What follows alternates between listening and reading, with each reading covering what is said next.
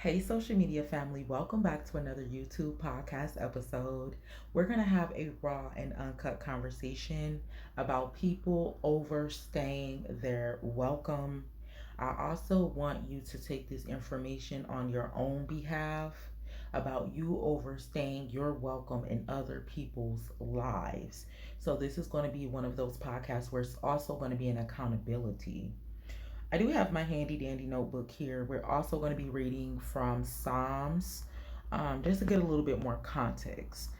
Let's talk about soul ties. Some people don't believe soul ties are real because they may not be awakened to the experiences that they are having. They may not be conscious. We are living subconsciously. Subconscious living is what people call the matrix. So here we go with some of those familiar words that we hear. The matrix, being caught in a strong delusion, or AKA being asleep. When you are subconsciously living, come on, Jesus, you're living out a life that was created and designed by somebody else other than God. That could look like someone having a child and not them letting that child express themselves. I made up an example where, well, actually, this wasn't even a made up example. When I was working at the My Bridges Support Help Desk, I was speaking to a young lady and she was telling me how her daughter would used to paint on the walls and she let her do it, like full out paint in the crib. She said the reason why she did that was because she was trying to figure out what it is her child loved to do, the person that her child is. So she let her be her own person. A lot of people do not raise their children like that. I'm not saying go let your kid mess up the crib. I'm saying let your child show you who they are, and then you invite that in, and then you help them to grow into that person. Oftentimes, that's probably like a 0% chance or 1% chance somebody is doing that. So now somebody else has redesigned your life. No, you drawing a lot. Maybe your child is drawing a lot. And I told her then, I said, well, go ahead and buy her painting boards. Go ahead and take her to painting seminars. Go ahead and help her express that talent because that is who she is. That is her gift. Children are non-verbal until they're verbal. And it is your job to help them bring out the gifts and the talents that God is installing in them. Like I said, you might only get 0 to 1% of parents that's going to actually do that. Oftentimes what they're doing is, man, this kid always writing on something, man. You need to quit being so bad. Didn't I tell you to stop writing on stuff? Like, bro, you finna piss me off. I'm finna just go in your room. That is how children are spoken to. Now you have, and this is what this is, y'all. This is why we are grown and we're like this. We're set in our ways. We are the people we are, and we speak the way we speak because of how we were trained. God told you to train up in the child the way that they should go. Some people are upset about their past, their history, their relationship, or whatever have you, and they took that anger on the child. Mind you, the connection that that child was already getting from being in that mother's womb. Now, we'll talk about all those things on another day. We need to let the children express themselves. The soul tie is just that. Come on, Jesus. So the soul tie is that connect. The soul. You have to understand that soul ties are real. The Lord said in Genesis chapter 2, He breathed His breath unto man, and he became a living soul. When someone is pregnant, that connection, before that's even a human, before it's even a seed, excuse me, I don't mean to say it, and excuse me for being disrespectful, if I don't know the stages of a child. I do have some books what to expect when expecting in another parenting book that I will be reading throughout my life just so I can be respectful. But when that child is not even a tiny little human yet, that's the soul tie. Come on, Jesus. Thank you, Jesus, for this word. That's the soul tie. That's the connection. Think about it like this. When that mother and that father, they intertwine and they pass that life, who sees that? They're not seeing that. God is seeing that. That's the connection. That's the soul. So there's a transfer coming from that man into that woman to bring life. That's a soul connection. That's the soul tie right there. So oftentimes we don't think about it that deep, but I do. So I look at it and say, well, that's a soul tie. Now your child is the tie between you two because you will be ever, forever connected, whether you're a single parent or not. So that's an example of a soul tie. So if your mother does not like you, or your father does not like you, you can have a negative soul tie with them. You don't have to be intimate with everybody to get a soul tie. That's where we're getting at and the purpose of this podcast. You don't have to be sexually intimate with nobody to have a soul tie. You have a soul tie with your parents because you first physically met them. You first spiritually met them. You were created through them. That's a soul tie. When you meet someone, you can be just starting a job. The way that you will subtly have a soul tie with somebody is, say you, like, example me. I'm not an anxious person. I think I kind of picked up a little bit of anxiousness being in that homeless situation, but we're going to work on that. One thing I learned is people that be tapping their foot all the time, like shaking that leg, like just nervous, but the rest of their body could be still and that leg is moving. One time I was in the vicinity of somebody that was so powerful, like their anxiousness was so powerful. It was random, bro. This was a public place. It wasn't, I was with this person. We ain't know each other from a can of life. From a can of paint, we didn't know each other. Me looking at that person, and mind you, come on, Jesus, the Lord said the eyes is the window. Hold on, let me be careful with that. I don't know if God said that. I'm gonna look into that myself. I encourage y'all to do y'all extended research. For now, I'm gonna say people, the humans said that the eyes is the windows of the soul. But I know God did say that when you want to be careful when you look at something, when you look at somebody, because when you look, you've already sinned in your heart. How can I already sin in my heart and I ain't even physically did nothing? Come on, Jesus. That's the soul tie. I'm looking at this person, just looking, bro. I want to say maybe a few days later, I found myself doing that little tapping. How? Because I had a soul tie with that person. We were connected. This energy, the soul tie, this is spiritual. It's that sensitive. We are powerful people. It's that powerful. We are that powerful. You don't need to even be that close to nobody to have a soul tie. Now, when you are closer, when you are intimate, then it can get deeper than that. Like, I was able to shake that off. But if I was to be with that person, then that probably would have now been a part of my identity. That would have been a deeper connection.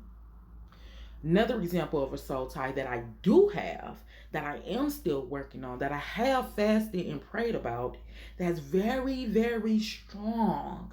Almost a 15-year connection, right?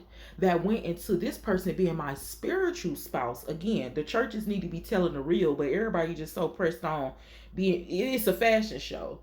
Tell the truth, bro, and shame the devil, so we can start getting the ends. Because people like me, they gonna say we crazy, and if you give this information to the wrong person, they're going to make you look crazy, because these certain things never supposed to come out.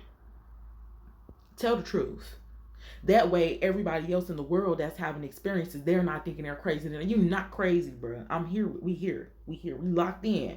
Over here on these platforms, we locked in. If you didn't have some wild experiences, because I be telling y'all stuff, but we only eat. I got stories for days. This one, a very deeply rooted soul tie. This person has overstayed their welcome at my spiritual life. Not knowing, just messing with this person for years, I always knew we weren't compatible. Like, it was so weird, because I would be like, man, if this dude even asked to date me, I would just say no. That's crazy how much we was just messing with each other. Like, anyway, long story short, because that story right there is for another day. It goes so far into some whole other stuff.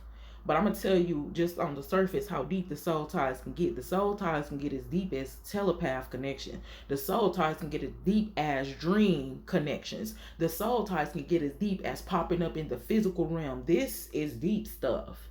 This is deeply rooted spiritual stuff that people don't talk about because they might be afraid or they do not understand, or because somebody might be trying, what do they call that word when somebody is trying to take your it's a word that they do a lot to celebrities when they start waking up. We wrestle not against flesh and blood. That's what we got to realize when we start waking up. That word is called a conservatorship. I know some people like myself not comfortable talking to certain people about certain things or on a deeper level like that because you don't want nobody to try to control you and put you in no mental place of trying to be a conservatorship. Conservatorship is when somebody try to make you out to be crazy and they're going to try to take control of you that way that they're able to have full control over your life. They're going to make you look crazy from what you're talking about because they don't understand it or never been introduced to it or whatever. So now somebody's going to take your rights like they did with Britney Spears. This is a deeply rooted soul tie. I never, me and this man never even dated, but this was one of them intimate soul ties to where it's just too deep, bro. I think like I could think like this man. This man ain't got to be around me for years. I still got this man characteristics and all of the things. That's a spiritual husband. Then I had a dream where we got listen. I said all that to say you don't have to be intimate with everybody or nobody at all to have a soul tie. And we need to start paying attention because these spirits are overstaying their welcome in our lives. You can have a soul tie with a friend, a best friend. Never have to do nothing with. You're just connected. That's just how powerful we are. It's energy. It's that presence. So I'm looking at my handy dandy notebook, and now that I'm looking at this we are gonna have a soul tie series. So I think I'm gonna pretty much wrap up this podcast because the Lord's will in the future we're gonna have a Psalm series and a soul tie series that we already started working on. So I don't want to go too much into some other things that because I don't want to like have repeated work out here. I'm going to leave this here for now. For now, I want you to just start paying attention to the signs of people that you're connected to. Some people want to be like that one, the one that I had, not even liking me in the physical, not even inviting me to be his girlfriend, not asking me to do nothing, doing nothing or nothing, but he still wants to be connected spiritually. Some people are aware of what they're doing. And that's what you call witchcraft. That's what you call manipulation. That's what you call a strong delusion because you don't want that person in the physical, but you want them in the spiritual. You might not even want them.